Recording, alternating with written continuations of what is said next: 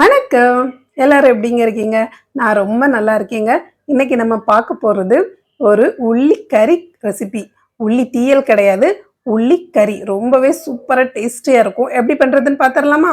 நான் இன்னைக்கு ஒரு 1/2 கிலோ சின்ன உள்ளி வாங்கி நல்ல தோலெல்லாம் எடுத்து கழுவி வச்சிருக்கேன். கூடவே ஒரு 4 பெரிய சைஸ் நல்ல பழுத்த தக்காளி பழத்த நீளமா கட் பண்ணி வச்சிருக்கேன். கொஞ்சம் கருவேப்பில, ஒரு 4 காஞ்ச மிளகாய் பிச்சு வச்சிருக்கேன்.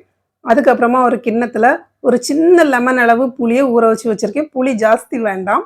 ஜாஸ்தி போட்டால் குழம்பு டேஸ்ட்டாக இருக்காது. கம்மியாக போதும்.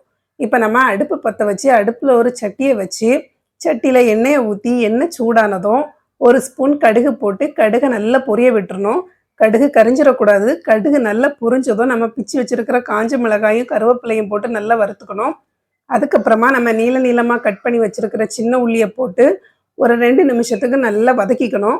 அதுக்கப்புறமா இந்த உள்ளி வதங்குறதுக்கு தேவையான உப்பு நான் ஒரு 1/2 ஸ்பூன் போட்டிருக்கேன். உப்பு போட்டு உள்ளியை நல்லா வதக்கி விட்டுக்கணும். வெங்காயம் நல்ல முறுமுறுன்னு வதங்கணும்லாம் அவசியம் இல்லைங்க. ஒரு பாதி அளவுக்கு இந்த மாதிரி வதங்கினா போதும். இப்போ நம்ம அடுப்பு தீயை சிம்மில் வச்சுட்டு ஒரு 4 ஸ்பூன் மல்லிப்பொடி, 1 ஸ்பூன் வத்தல் பொடி, 1/4 ஸ்பூன் மஞ்சள் பொடி, ஒரு 2 ஸ்பூன் ஃபுல்லாக சாம்பார் பொடி, இது எல்லாத்தையுமே போட்டு இந்த மசாலாவில் உள்ள பச்சை வாசனை போகிற அளவுக்கு நல்லா வதக்கி விட்டுறணுங்க. நல்லா வதக்கிக்கணும். மசாலாவில் பச்சை வாசனையே இருக்கக்கூடாது. இப்போது இந்த அளவுக்கு மசாலாவை நம்ம நல்லா வதக்கியாச்சு. இதில் நம்ம நீளமாக கட் பண்ணி வச்சுருக்கிற தக்காளியும் போட்டு இதையுமே ஒரு 2 நிமிஷத்துக்கு நல்லா வதக்கி விட்டுறணும். தக்காளியை ஒரு 2 நிமிஷத்துக்கு நல்லா வதக்கினதுக்கு அப்புறமா இது கூட கொஞ்சம் ஒரு 1/2 கப்பு தண்ணி மட்டும் ஊற்றி, ரொம்ப நிறைய லிட்டர் கணக்கில் ஊற்றிடக்கூடாது. கொஞ்சமாக இந்த தக்காளி வேகிறதுக்கு மட்டும் ஒரு 1/4 கப் தண்ணி ஊற்றி அதையும் நல்லா மிக்ஸ் பண்ணி ஒரு மூடி போட்டு மூடி தீயை சிம்மில் வச்சு ஒரு 10 நிமிஷத்துக்கு அப்படியே விட்டுருங்க. ஒரு 10 நிமிஷம் கழித்து நீங்கள் மூடியை திறந்து பார்த்தீங்கன்னா தக்காளி சூப்பராக இந்த மாதிரி நல்லா குழஞ்சி வெந்திருக்கும். அதை நாம் ஒரு கிளறி அந்த கரண்டியை வச்சு லேசாக அப்படி மசிச்சு விட்டுக்கணும். அப்போ தான் இந்த குழம்பு நல்லா டேஸ்ட்டாக இருக்கும். தக்காளியை இந்த மாதிரி நல்லா மசிச்சு விட்டுக்கணும். மசிச்சு விட்டாச்சு. இனி இதுக்கப்புறம் இதில் நம்ம ஊற வச்சு வச்சுருக்கிற புளியை ஒரு 2 தண்ணி நல்லா கரைச்சி அந்த புளி மொத்தத்தையுமே நம்ம இதில் ஊற்றிக்கலாம். புளி நம்ம குறைச்சி தான் ஊற வச்சுருக்கோம்.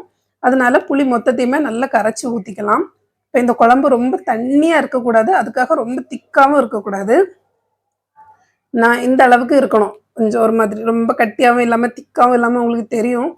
இந்த அளவுக்கு இருந்தால் போதும். இப்போ இதில் நான் தேவைக்கு தண்ணியை ஊற்றியாச்சு. இந்த ஸ்டேஜில் நீங்கள் உப்பு புளி ஏதாச்சும் பத்தலைன்னா அதை கூட நீங்கள் பார்த்து போட்டுக்கலாம். உப்பு செக் பண்ணிக்கோங்க. எனக்கு கொஞ்சம் கம்மியாக இருக்குது. ஏன்னா நான் உள்ளி வதங்குறதுக்கு ஒரு 1/2 ஸ்பூன் உப்பு மட்டும்தான் இது வரைக்கும் போட்டிருக்கேன். அதுக்கு மேலே இன்னும் உப்பு போடல. அதனால நான் தேவைக்கு உப்பையுமே போட்டு இன்னொரு 10 நிமிஷத்துக்கு இதை நம்ம மூடி கொதிக்க விட்டுறணும்.